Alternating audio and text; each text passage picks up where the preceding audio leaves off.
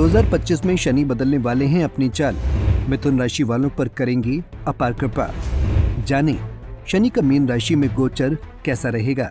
मेरे YouTube पे एस्ट्रोनॉलेज पर आपका स्वागत है। नमस्कार, मैं हूं नरेश कुमार। सबसे पहले उन दर्शकों का धन्यवाद जिन्होंने पेज को सब्सक्राइब किया है, पेज के वीडियोस को शेयर कर रहे हैं, लाइक कर रहे हैं और कमेंट बॉक्स में हमें अपनी राय भी लगातार भेज रहे हैं। दोस्तों, आज के वीडियो में बात करेंगे शनिदेव की। शनिदेव का गोचर होने जा रहा है अगले साल 29 मार्च 2025 को। शनिदेव गोचर करेंगे मीन राशि में। मीन राशि में शनिदेव का गोचर रहेगा 23 फरवरी 2028 तक। ये लगभग 1061 दिन का पीरियड है जब शनिदेव मीन राशि में गोचर करेंगे। इसी बीच 2027 में एक ऐसा समय आएगा जब शनिदेव वक्री अवस्था में चलते हुए 3 जून 2027 को दोबारा कुंभ राशि में आ जाएंगे। 20 अक्टूबर 2027 तक यहीं पर रहेंगे, फिर मार्गी होने के बाद आगे चलेंगे और लगभग, यदि मैं मीन राशि में गोचर की बात करूं तो लगभग ये 921 दिन का समय है जब मीन राशि में ही शनिदेव गोचर करेंगे। तो इस गोचर के दौरान शनिदेव के क्या फल मिलेंगे, आज बात करेंगे मिथुन राशि के जातकों की। उनको यह शनिदेव का गोचर कैसे फायदेमंद होने जा रहा है। सबसे पहले तो यह बताएंगे कि शनिदेव का गोचर को देखने का तरीका जो होता है वो 3 तरह से गोचर देखा जाता है। सबसे पहले तो ये देखा जाता है कि आपके ऊपर शनि की ढैया या शनि की 7.5 तो नहीं चल रही। एक तो ये होता है। दूसरा ये होता है, जो चार्ट आपके सामने नजर आ रहा है इसको अष्टक वर्ग चार्ट बोलते हैं। अष्टक वर्ग चार्ट में यानी यदि आपकी कुंडली में ये सामने आपके नजर आ रहा है अष्टक वर्ग चार्ट, ये सबकी कुंडली में होता है। यदि मीन राशि में शनिदेव की मार्किंग आपकी कुंडली में 4 से ज्यादा है तो फिर आपको कोई चिंता करने की जरूरत नहीं है। आप किसी भी राशि के प्राणी हो, किसी भी राशि के जातक हो, यदि मीन राशि में शनि की जो पॉइंट्स हैं वो ज्यादा है आपकी कुंडली में, 5 से ज्यादा है, 4 से ज्यादा है, तो आपको इस गोचर से ज्यादा चिंता करने की जरूरत नहीं है। भले ही आपके ऊपर ढैया चल रही है या 7.5 चल रही है, ये चिंता करने की बात नहीं होती। अब यहाँ पर अगला जो पैरामीटर होता है शनि के गोचर को ये देखने का, ये अगली कुंडली जो आपके सामने लगी है ये 29 मार्च 2025 की कुंडली है। लगभग 11:05 रात का समय है जब शनिदेव गोचर करेंगे।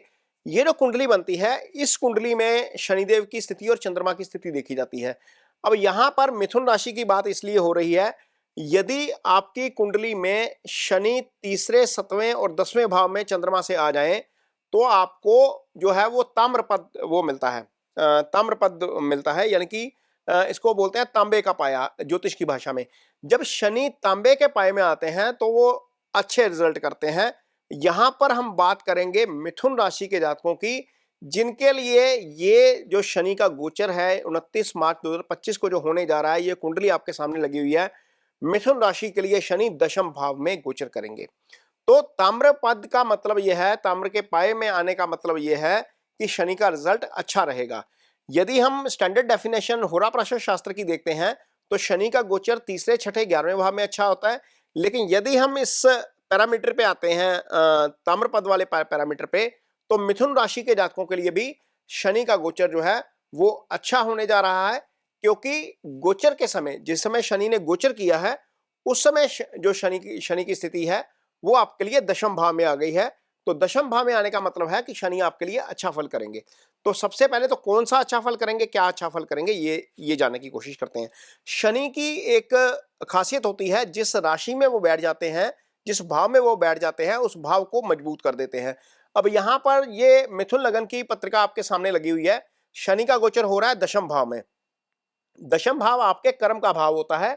आपका जो है कारोबार यहीं से आता है, आपकी नौकरी यहीं से आती है, आपका फ्रीलांस का कोई भी काम आप करते हैं तो आपको यहीं से मिलता है देखने को। तो यहां पर जब अब शनि अच्छे गोचर में है, यानी कि तांबे के पाए में है, तो आपके लिए वो रिजल्ट बहुत अच्छा करेंगे। सबसे पहले तो कर्म का ही अच्छा रिजल्ट करेंगे, कारोबार से संबंधित चीजें आपके लिए बहुत अच्छी हो जाएंगी। अब ये जो मिथुन राशि है, इसके लिए शनि दोस्त है, क्योंकि मिथुन राशि जो है वो बुध की राशि है। और मिथुन राशि के जातकों के लिए शनि की जो मूल त्रिकोण राशि है, ये चार्ट में हम सर्कल कर रहे हैं, वो 9th हाउस में आ जाती है।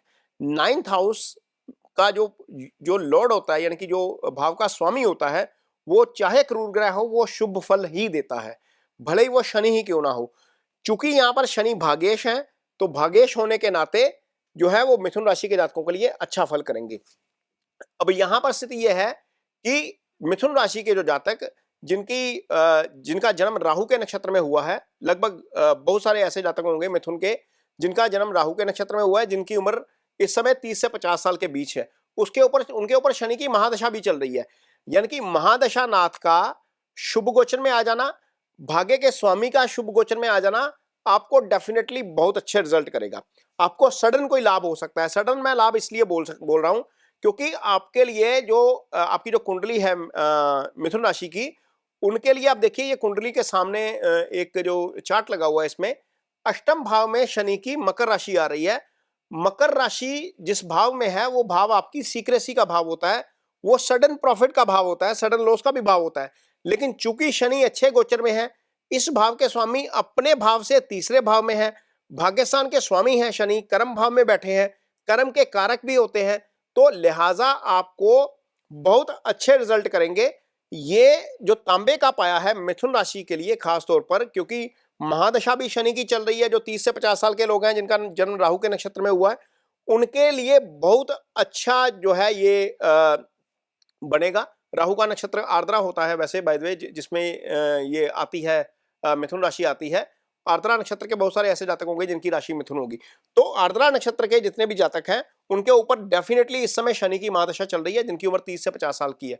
जब आर्द्रा नक्षत्र में आप पैदा होंगे तो आपकी उम्र डेफिनेटली 30 से 50 साल की होगी।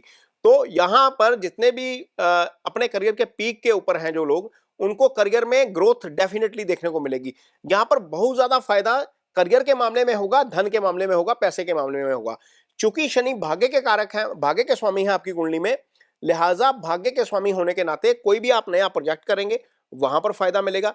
सामाजिक प्रतिष्ठा आपकी बढ़ती हुई नजर आएगी। आपने जो काम पहले किए हैं, ऑलरेडी आपने बहुत सारे पहले काम किए होंगे, उनका फल जो है इन 921 दिनों में आपको मिलता हुआ नजर आएगा। ये गोचर आपके लिए बहुत अच्छा होने जा रहा है। ये 921 दिन है, लगभग 2.5 साल मान के चलिए, 3 साल का समय है। ये 921 दिन आपके लिए लाइफ में बहुत ज्यादा चेंज लेके आएंगे। चूंकि शनि समय के कारक हैं, आपकी लाइफ में बहुत सारी चीजें एक समय के साथ होती हैं। शनि वो समय डिसाइड करते हैं। जब ये मीन राशि में आएंगे तो मिथुन राशि के जातकों के लिए वो समय का डिसीजन हो जाएगा कि आपने जो पहले किया है उसका फल आपको अब मिलता हुआ नजर आएगा। तो ये मिथुन राशि के जातकों को शनि के तांबे के पाए में होने का फायदा होगा। आपको यदि आपकी कुंडली में शनि की स्थिति खराब है, मान लीजिए शनि मंगल के साथ है, शनि राहु केतु एक्सिस में है, शनि अस्त है, शनि अष्टम 12वें भाव में पड़े हुए हैं, तो आपको आपकी कुंडली में शनि की स्थिति खराब है। तो यदि यह स्थिति है आपकी कुंडली में, तो आपको क्या करना चाहिए, शनि के जो सिंपल से उपाय होते हैं, ओम शं शनिश्चराय नमः का जप जो है वो करिए। ये जो है वो बीज मंत्र है शनिदेव का। इसके अलावा यदि आप ऑफिस में सीनियर हैं, आपके अंडर बहुत सारे लोग काम करते होंगे, यदि आप फैक्ट्री रन कर रहे हैं, कोई बिजनेस रन कर रहे हैं, आपके पास बहुत सारे लोग काम करते होंगे। शनि मासेस के कारक है। जो मासेस है, जो आपसे जूनियर है, उनके साथ थोड़ा सा रिस्पेक्टफुली पेश आइए, उनको पॉजिटिव सरप्राइज देते रहिए, उससे शनि के रिजल्ट आपको डेफिनेटली अच्छे मिलते हैं। शनि के मंत्रास को शाम के समय किया जाए, शनि के दान को भी शाम के समय किया जाए, और दान आपका संकल्प लेकर आप अपने नाम का, गोत्र का और अपने नक्षत्र का संकल्प लेने के बाद, उस दिन जो नक्षत्र है उस वार का संकल्प लेने के बाद फिर कोई दान करिए। शाम के समय दान करिए। काली उड़द की दाल, जितनी आपकी कैपेसिटी है, जितना आप अफोर्ड कर सकते हैं, उस हिसाब से आप कर सकते हैं। ये रेमेडीज आपको डेफिनेटली बहुत हेल्प करेंगी। यदि आप कोई स्टोन अफोर्ड कर सकते हैं तो नीलम पहना जा सकता है, लेकिन तभी पहनिए जब आपकी कुंडली में शनि केंद्र में पड़े हो, यानी कि पहले, चौथे, 7वें, 10वें भाव में पड़े हो, 5वें या 9वें भाव में त्रिकोण के भावों में पड़े हो, या 11वें भाव में पड़े हो। यदि मारक स्थानों में शनि बैठे हैं, 6ठे, 8वें, 12वें में बैठे हैं, दूसरे भाव में बैठे हैं, तीसरे में बैठे हैं, तो स्टोन मत पहनिए, इससे नुकसान हो सकता है। ये वीडियो आपको कैसा लगा, इस पर कमेंट बॉक्स में अपनी राय जरूर दीजिए।